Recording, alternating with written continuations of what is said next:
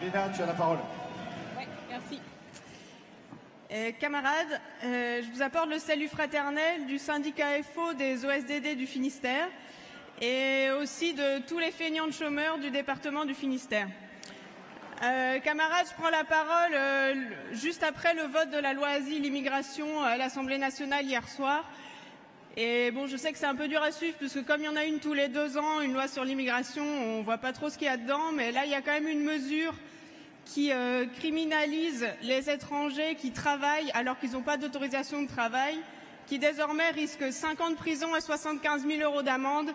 Ça, c'est des gens qui travaillent avec nous dans les entreprises qui pourront aller en prison juste parce qu'ils ont travaillé. Camarades, les syndicats qui m'ont mandaté ne voteront pas le rapport d'activité du secrétaire général. Et ils ne le voteront pas pour plusieurs raisons. D'abord à cause de la position sur les ordonnances, mais ça, il y a plusieurs camarades qui en ont parlé. Et aussi à cause de la signature des 2 derniers accords sur l'assurance chômage par la Confédération en 2017 et 2018. Parce que, comme vous le savez sûrement, la situation actuellement pour les chômeurs, les salariés de Pôle emploi, les salariés des CAF, c'est qu'il y a 43% des chômeurs qui sont indemnisés à en moyenne 900 € par mois, que les minima sociaux, le RSA, les ASS, c'est moins de 500 € par mois. Moi, par exemple, chômeuse privilégiée, à l'allocation spécifique de solidarité, c'est 489 € par mois, les mois de 30 jours et 511 les mois de 31 jours. Alors, je peux vous dire que les mois de 31 jours, c'est Champagne, c'est Bahamas, comme disait Macron. On peut lui voir une certaine clairvoyance sur la réalité sociale à ce niveau-là. Et il faut rappeler aussi que depuis 2 ans, les pôles emploi sont plus ouverts au public que le matin et que les CAF ont mis en place la dématérialisation intégrale de toutes les procédures. Et là-dedans, les salariés de Pôle emploi, les salariés de la CAF, même si elles voulaient nous recevoir, elles ne pourraient pas le faire parce qu'elles n'ont même pas accès au dossier des allocataires la plupart du temps. Et les directions de Pôle emploi et de la CAF, elles utilisent leurs salariés comme bouclier face à la colère des allocataires. Et ça, c'est vraiment une pratique dégueulasse. Alors, dans ce contexte, merci. Dans ce contexte, qu'est-ce que FO a signé exactement dans ce contexte-là? En 2017, FO a signé pour que la durée d'indemnisation passe de 3 à 2 ans pour les chômeurs seniors et pour réduire l'indemnisation des précaires et des intérimaires.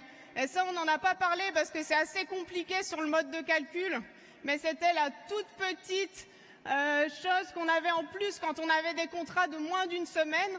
Et on nous a dit qu'il fallait le supprimer. Pourquoi? Pour l'égalité avec les gens qui étaient un peu moins précaires que nous. Et ça, c'est vraiment un putain de discours gouvernemental. C'est le même qu'on utilise pour les cheminots pour dire qu'il faut réduire leurs droits pour l'égalité avec les gens du privé. Alors ça passe pas du tout.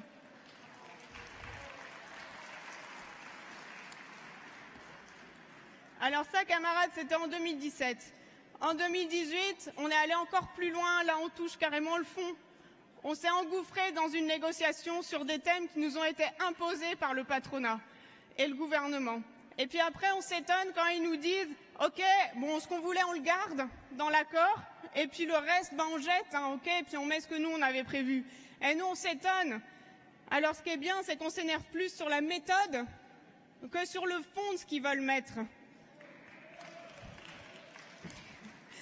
Parce que le fond, c'est qu'au niveau des allocations, on va vers une allocation de base qui serait un revenu d'assistance, le même pour tous. Je vous ai parlé de l'ASS tout à l'heure. Bienvenue au club à tous les futurs chômeurs parmi vous. Hein. Et que tous les moyens de Pôle emploi, on va les mettre non plus sur l'indemnisation, sur le conseil, mais sur le contrôle des chômeurs. En Bretagne, on va passer de 9 à 28 salariés pour s'occuper du contrôle des chômeurs. Mais sérieusement, ils vont contrôler quoi? Sur 6 millions d'inscrits à Pôle emploi, il y a 200 000 offres sur le site de pôle emploi.fr. Là. Alors je peux vous dire, heureusement que tout le monde ne cherche pas du travail. Parce que sinon, il leur arriverait quoi à tous ceux qui cherchent du boulot? Léna, il te reste 30 secondes. J'ai fini et je terminerai cette intervention, camarades, comme l'aurait fait un militant du département du Finistère qu'on regrette amèrement, Bruno Chouane.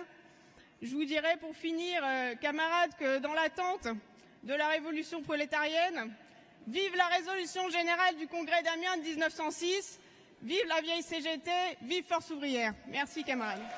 Merci.